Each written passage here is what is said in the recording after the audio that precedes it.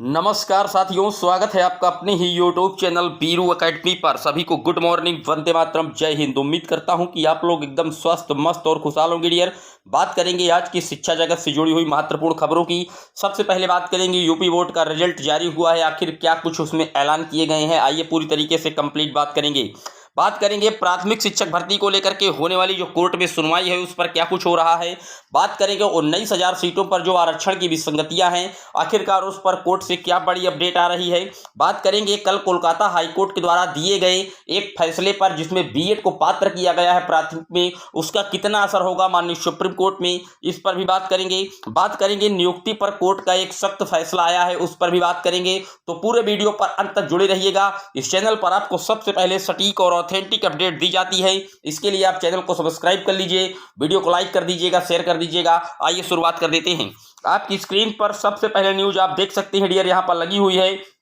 Merit में छोटे शहरों का बड़ा धमाका, शीर्ष 10 में इस बार रिकॉर्ड बच्चे पास हुए हैं। हाई स्कूल में प्रियांशी और इंटर में बनी शुभ टॉपर, आप देख सकते हैं। हाई स्कूल में 98.33% पाकर के प्रियांशी सोनी जी ने टॉप किया है। वह इंटरमीडिएट में शुभ ने 97.80% के साथ कहीं ना कहीं मेरिट में टॉप किया है। तो आप देख सकते हैं हाई स्कूल इंटर का जो रिजल्ट है वो जारी हुआ है, और हाई स्कूल के 3,37,000 जो बच्चे हैं वो एक विषय में फेल हुए हैं। आप देख सकते हैं एक विषय में फेल छात्र पास जो है कहीं ना कहीं दे सकते हैं इम्प्रूवमेंट की परीक्षाएं। यूपी बोर्ड की हाई स्कूल परीक्षा के लिए पंजीकृत इतने अभ्यर्थियों में से लगभग 89.78% जो अभ्यर्थी हैं वो पास हुए हैं, और लगभग 13.29% अभ्यर्थी इस पर फेल हुए हैं। तो आप देख सकते हैं 25 अप्रैल को हाई स्कूल और इंटरमीडिएट के जो रिजल्ट हैं यूपी बोर्ड के उसको जारी कर दिया गया है, और इस बार आप कह सकते हैं कि जो रिकॉर्ड तोड़ छोटे छोटे शहरों के अभ्यर्थी थे उन्होंने टॉप किया है। बात कर लेते हैं अगली खबर की। तो आप देख सकते हैं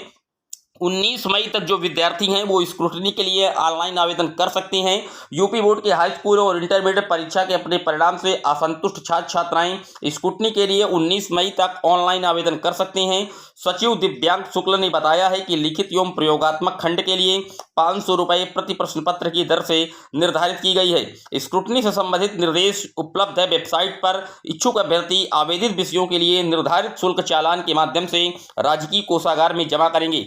तो जिस किसी साथी को ये लग रहा है कि उसके अंक अभी हाई स्कूल इंटर या किसी सब्जेक्ट में कम हैं तो वो स्क्रूटनी का फिल कर सकता है, और जो किसी साथी एक सब्जेक्ट में फेल है तो वो इम्प्रूवमेंट की परीक्षा का फॉर्म फिल कर सकता है डियर। बात कर लेते हैं अगली खबर की। तो अगली खबर आप देख सकते हैं 69,000 शिक्षक भर्ती से जुड़ा एक महत्वपूर्ण अपडेट है। यहाँ पर लिखा हुआ है 19,000 सीटों में आरक्षण के मुद्दे पर जो अपील है उसकी सुनवाई अब 2 तारीख को होगी। जैसा कि आप जानते हैं कि 69,000 शिक्षक भर्ती में 2 बड़े कहीं ना कहीं मामले हैं। पहला, एक अंक का जो सबको समान रूप से दिया गया है, जो क्वेश्चंस गलत था उसको लगातार कोर्ट कह रहा है कि नियुक्ति दे दीजिए। अवमानना याचिका भी उस पर कहीं ना कहीं खारिज हुई है, लेकिन सरकार ये चाहती है कि एक अंक वालों को अगर हम नियुक्ति दे देंगे, और फिर 6800 की जो सूची सरकार ने जारी की थी जिसको लखनऊ खंडपीठ हाईकोर्ट एकल बेंच के द्वारा कैंसिल किया गया और पूरी 69,000 शिक्षक भर्ती को रिव्यू करने का आदेश दिया है, तो सरकार ये सोचती है कि फिर दोनों की मेरिट हम कैसे बनाएंगे। इसलिए एक अंक वालों को सरकार अभी नियुक्ति पत्र नहीं दे रही है, वो लगातार कोर्ट में समय मांगती है उनके लिए, और इसके लिए कहीं ना कहीं जो सरकार है वो डबल बेंच नहीं गई है 6800 शिक्षक साथियों के लिए, बल्कि जो अभ्यर्थी हैं चयनित पीड़ित साथी हैं वो डबल बेंच का रास्ता उन्होंने चुना है। और उन्होंने स्पष्ट तौर पर बताया है कि 69,000 शिक्षक भर्ती मामले से जुड़े 19,000 सीटों पर हुए चयन में एकल पीठ के गत 13 मार्च के फैसले को आरक्षण के मुद्दे पर चुनौती देने वाली विशेष अपील पर इलाहाबाद हाईकोर्ट की लखनऊ पीठ ने 2 मई को सुनवाई होगी। तो आने वाली 2 तारीख को कहीं ना कहीं जो 6800 शिक्षक भर्ती का मामला है पूरी तरीके से जिसको रद्द कर दिया गया था खंडपीठ लखनऊ एकल बेंच द्वारा, अब इसकी सुनवाई डबल बेंच में होने जा रही है। अब देखने वाली बात यह होगी कि आखिरकार इस पर क्या कुछ होता है, लेकिन फिलहाल अभी 6800 शिक्षक साथियों को नियुक्ति पत्र नहीं मिलेगा जब तक कोर्ट की तरफ से रोक है, और सिंगल बेंच का यह आदेश है कि आरक्षण सिर्फ एक बार मिलेगा, दोहरा आरक्षण का लाभ आपको नहीं मिलेगा। यानी कि जिसने कैटेगरी से सुपर टेट परीक्षा को पास किया है उसको उसी की कैटेगरी में रखा जाएगा। ये एकल बेंच हाईकोर्ट का आदेश है, और उन्होंने पूरी जो 69,000 शिक्षक भर्ती की लिस्ट है उसको रिविजिट करने का आदेश दिया है। फिलहाल क्या कुछ होगा निकट भविष्य में पता चल पाएगा, लेकिन 3 मई को, जो 3 मई आएगी, वहां पर नई प्राथमिक शिक्षक भर्ती के लिए भी कहीं ना कहीं इलाहाबाद हाईकोर्ट में इसकी सुनवाई होगी, क्योंकि नई शिक्षक भर्ती के कितने पद क्या कुछ रिक्त हैं, ये सब मामले को इलाहाबाद हाईकोर्ट में चैलेंज किया गया है। तो 2 मई को 6800 शिक्षक भर्ती की सुनवाई होनी है, और वहीं 3 मई को नई प्राथमिक शिक्षक भर्ती जो पिछले 4 साल से उत्तर प्रदेश में नहीं आई, पद रिक्त हैं, रिटायरमेंट, प्रमोशंस इत्यादि सबका काम किया गया है, लेकिन प्राथमिक शिक्षकों की भर्ती नहीं की गई है, तो उसके अगेंस्ट भी कहीं ना कहीं रिट लगाई गई है इलाहाबाद हाईकोर्ट में सरकार के अगेंस्ट। अब सरकार को हालांकि पहली ही सुनवाई में तलब किया गया था कि डाटा को पूरी तरीके से साक्ष्य के साथ प्रस्तुत किए। दिनांक 3 मई को नई प्राथमिक शिक्षक भर्ती के लिए भी महत्वपूर्ण सुनवाइयां होनी है। तो आप देख सकते हैं कि कोर्ट में लगातार जो शिक्षक भर्ती की मांग है और जो कदम है वो उठाए जा रहे हैं। डियर, बात कर लेते हैं अगली खबर की। तो अगली खबर आप देख सकते हैं, चयनित याचिकों की जो नियुक्ति का आवश्यक आदेश करें, ये भी कहीं ना कहीं इलाहाबाद हाईकोर्ट के द्वारा एक आदेश दिया गया है कि जो उच्च शिक्षा निदेशक के असिस्टेंट प्रोफेसर पद पर चयनित याचिकों की नियुक्ति के लिए आवश्यक आदेश करने के निर्देश दिए हैं। यह आदेश न्यायमूर्ति रोहित रंजन अग्रवाल ने गौरव सिंह व 7 अन्य की अवमानना याचिका पर सुनवाई करते हुए दिया है। अवमानना याचिका के अनुसार हाईकोर्ट ने याचियों की याचिका पर सुनवाई के बाद चयनित अभ्यर्थियों को संस्थानों में रखे जाने का निर्देश दिया था। अवमानना याचिका में आरोप है कि उस आदेश के अनुपालन में अब तक याचियों की ज्वाइनिंग का आदेश नहीं किया गया है।